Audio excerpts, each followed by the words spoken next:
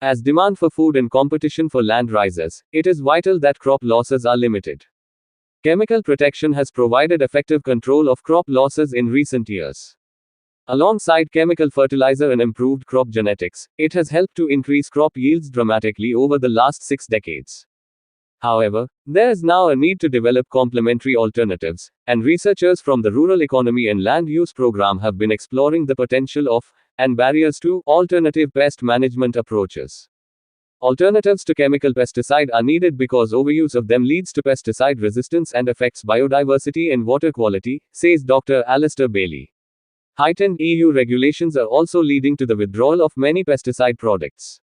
Hence, complementary approaches are required to reduce use and preserve the efficacy of those valuable pesticides that are still available to sustain food production systems.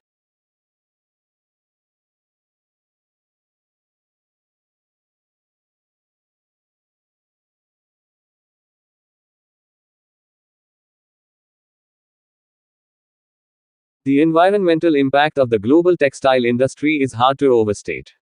1/3 of the water used worldwide is spent fashioning fabrics. For every ton of cloth produced, 200 tons of water is polluted with chemicals and heavy metals. An estimated 1 trillion kilowatt-hours of electricity powers the factories that card and comb, spin and weave, and cut and stitch materials into everything from t-shirts to towels, leaving behind mountains of solid waste and a massive carbon footprint. Where the industry is today is not really sustainable for the long term, says Shreyaskar Chaudhary, Chief Executive of Pratibha Syntex, a textile manufacturer based outside Indore, India. With something of an, if you build it, they will come, attitude, Mr. Chaudhary has steered Pratibha toward the leading edge of eco-friendly textile production. Under his direction, Pratibha began making clothes with organic cotton in 1999. Initially, the company couldn't find enough organic farms growing cotton in central India to supply its factories. To meet production demands, Chaudhary's team had to convince conventional cotton farmers to change their growing methods.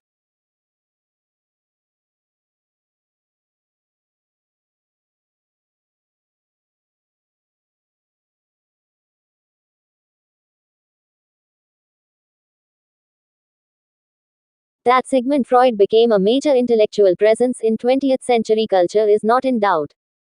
Nor is there any doubt that at all times there was both fervent enthusiasm over and bitter hostility to his ideas and influence. But the exact means by which Freud became, despite this hostility, a master of intellectual life, on a par, already in the 1920s, with Karl Marx, Albert Einstein, Marie Curie and Bertrand Russell, has not been sufficiently explored. Strikingly, Freud emerged as a 20th century icon without the endorsement and support of an institution or a profession, in contrast to Einstein, Curie and Russell. Where are we to look for the details of this story of an emergent and new figure of immense cultural authority? One of the principal aims of this book is to show how this happened in one local, parochial yet privileged, site, Cambridge, then is now a university town stranded in the English fence with a relatively small fluctuating population.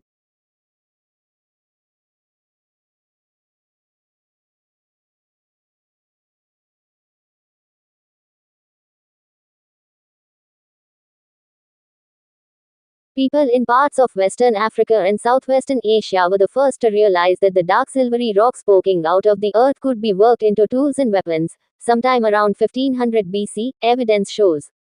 The metal was probably discovered there by accident when some ore was dropped into a fire and cooled into wrought iron, historians think.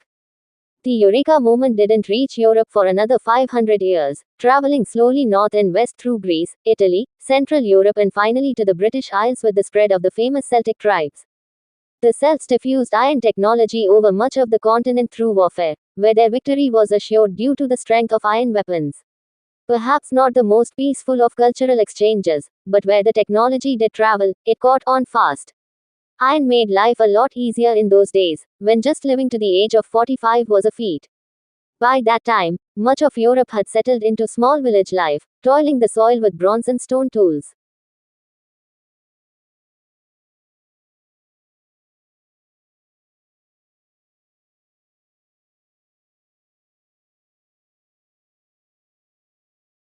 Cultural studies is a new way of engaging in the study of culture.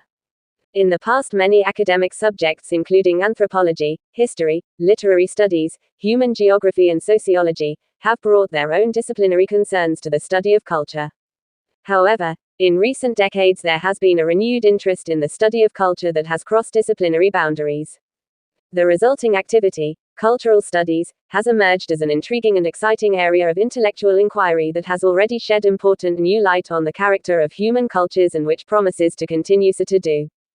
While there is little doubt that cultural studies is coming to be widely recognized as an important and distinctive field of study, it does seem to encompass a potentially enormous area. This is because the term, culture, has a complex history and range of usages, which have provided a legitimate focus of inquiry for several academic disciplines.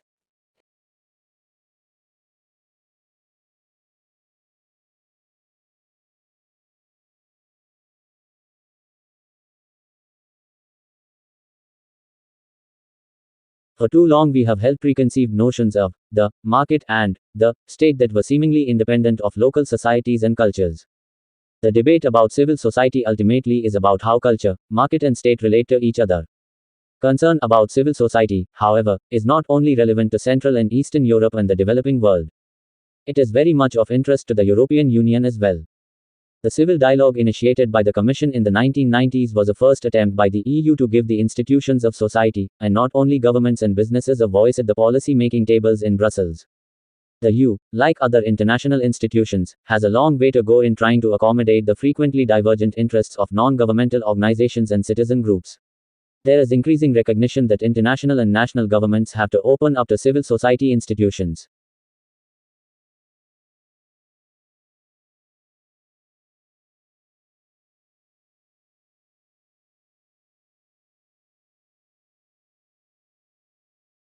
Many people today think of culture in the way that it was thought of in Europe during the 18th and early 19th centuries. This concept of culture reflected inequalities within European societies and their colonies around the world. This understanding of culture equates culture with civilization and contrasts both with nature or non-civilization. According to this understanding of culture, some countries are more civilized than others, and some people are more cultured than others. Anything that doesn't fit into this category is labeled as chaos or anarchy. From this perspective, culture is closely tied to cultivation, which is the progressive refinement of human behavior. In practice, culture referred to elite goods and activities such as haute cuisine, high fashion or haute couture, museum caliber art and classical music. The word cultured referred to people who knew about and took part in these activities. For example, someone who used culture in this sense might argue that classical music is more refined than music by working class people, such as jazz or the indigenous music traditions of Aboriginal peoples.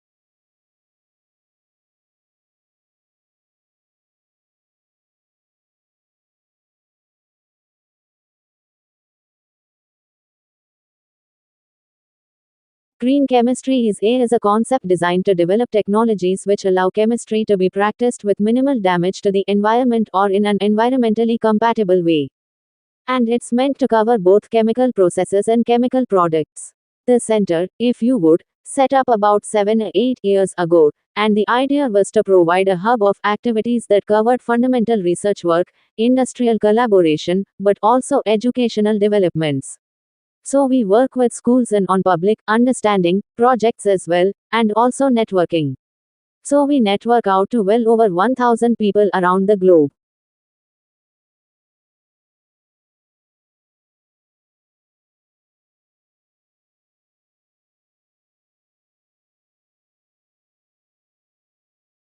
Many tests have shown that, in a very broad way, people in most parts of the world have similar color preferences. Blue is the most preferred and popular hue, followed in order by red, green, purple, yellow, and orange. Overlaying this basic order of color preference, however, are the responses of individuals, which of course vary widely and may also be very powerful.